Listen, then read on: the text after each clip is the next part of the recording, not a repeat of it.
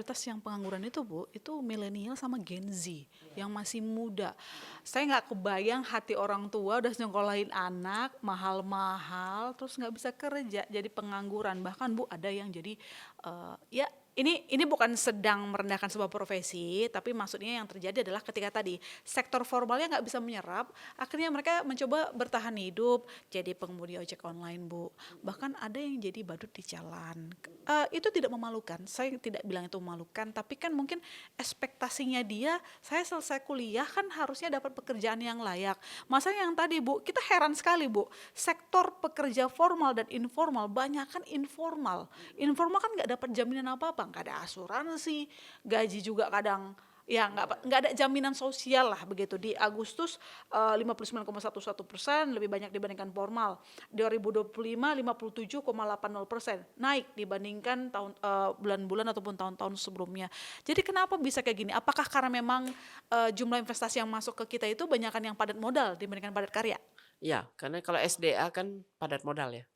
Ya, jadi memang kita sekarang memang pemerintah sudah membuat gugus tugas task force untuk revitalisasi sektor padat karya.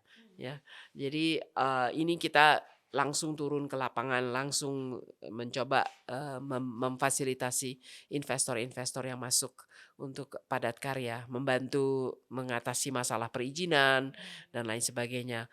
Maka itu isu upah minimum yang sekarang lagi baru diputusin itu sangat penting. Jadi upah minimum itu jangan sampai itu dijadikan alat politik untuk kita harus naikin demi buruh ya. Karena di sisi lain dunia usaha juga akan bisa terkena ya kalau itu tidak kalau kenaikannya lebih tinggi daripada inflasi dan produktivitas misalnya. Jadi mencari keseimbangan dari kenaikan UMP dan tidak itu jangan masuk jangan dipolitisasi lah ya. Karena ini kepastian dari kenaikan UMP itu penting bagi buruh maupun bagi pengusaha ya. Nah ini nggak tahu nih Mbak, ini nih dalam minggu ini ya, hari ini kalau nggak salah akan ada keputusan di seluruh daerah. Ini salah satu juga yang ditunggu oleh para investor karena mereka harus melakukan hitung-hitungannya kan ya. Nah, karena dia oke kalau saya mau relokasi ke sini dari misalnya dari Vietnam atau dari China untuk produksi di sini saya mesti tahu hitung-hitungan biaya tenaga kerjanya berapa misalnya gitu ya. Jadi kepastian kebijakan, konsistensi kebijakan, kemudahan untuk melakukan bisnis itu menjadi penting sih. Soal ease of doing business-nya Indonesia itu kan masih suka dikritik regulasi yang tumpang tindih dari pusat sama daerah nggak sama. Jangan menafikan Bu, ada ikornya Indonesia itu tertinggi dibandingkan negara ASEAN. Kita masih di atas 6. Sementara targetnya pengennya 4. Itu kalau tercapai. Masalahnya kenapa sih kita itu selalu terjebak di ICOR yang di atas 6%, sementara kita ini negara berkembang yang masih butuh investasi asing untuk menggilatkan perekonomian yang itu tadi, menciptakan lapangan kerja untuk anak muda. Jangan sampai jumlah pengangguran lebih besar gitu. Jangan biarkan mereka berjuang sendiri negaranya gitu loh Bu. Iya, karena kuncinya itu productivity sih. Bagaimana kita meningkatkan productivity dari investment yang masuk. Jadi bukan jumlah investmentnya yang penting, tapi the quality of investment yang masuk, yang benar-benar meningkatkan productivity kita. Yang pada akhirnya ya ujungnya kan kalau productivity-nya naik ya berarti imbalan kepada tenaga kerja yang terlibat juga meningkat gitu. Nah ini kuncinya ya bukan hanya investment, tapi juga perlu ada skill ya, tenaga kerja yang terampil. Kita nggak bisa hanya mengandalkan tenaga kerja murah. Kita harus sudah bisa masuk kepada yang terampil, keberadaan dari insinyur-insinyur yang cukup kalau kita mau masuk ke semiconductor atau mau masuk ke downstreaming dari EV misalnya, kita perlu engineers kan.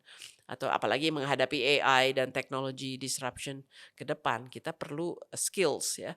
Dan ini kombinasi antara perbaikan di sistem education kita ataupun kalau kita perlu kita mau cepat ya kita kerjasama dengan negara lain gitu misalnya dari China atau dari Jepang atau dari manapun untuk meningkatkan dengan cepat ya keterampilan kita dan yang tadi juga belum disinggung di luar penciptaan lapangan pekerjaan kita ada middle class issue ya karena kita mempunyai middle class yang tambah lama squeeze ya, karena dia Menurun sudah terus, Bu.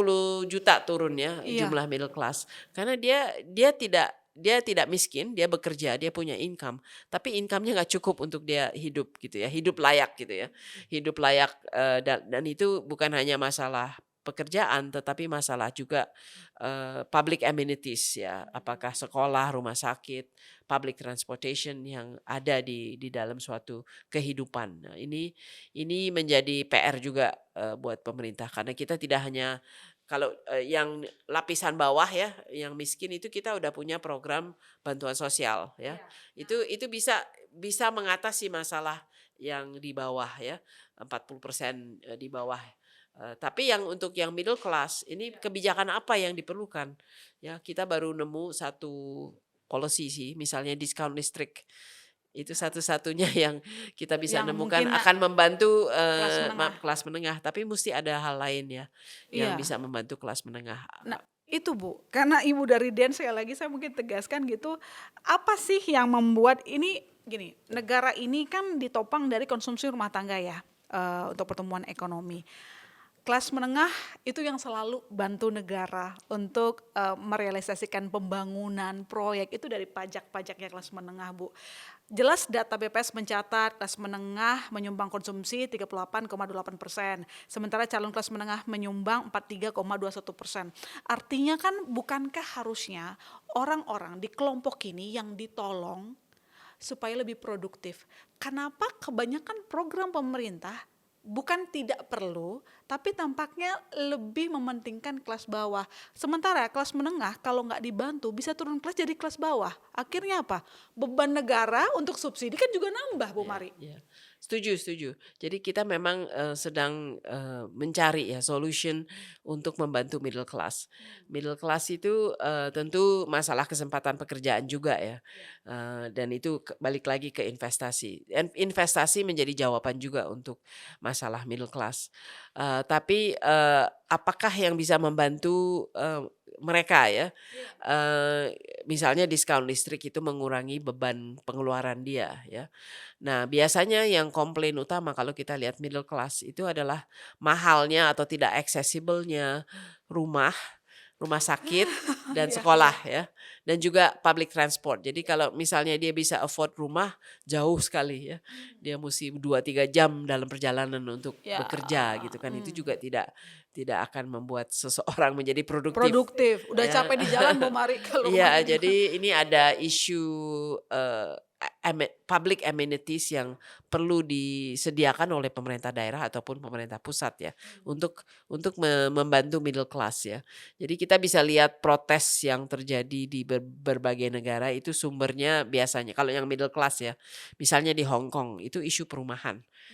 Not accessible, dia nggak bisa, beli rumah gitu, nggak possible untuk dia bisa, beli rumah sama sekali, ataupun kalau dia dapat tempat tinggalnya kecil sekali gitu ya. Di Australia juga sama, masalah perumahan. Saya rasa hal-hal seperti itu yang harus menjadi perhatian untuk mencari solution, policy ya, yang bisa membantu kita untuk, tidak stuck in the middle income trap.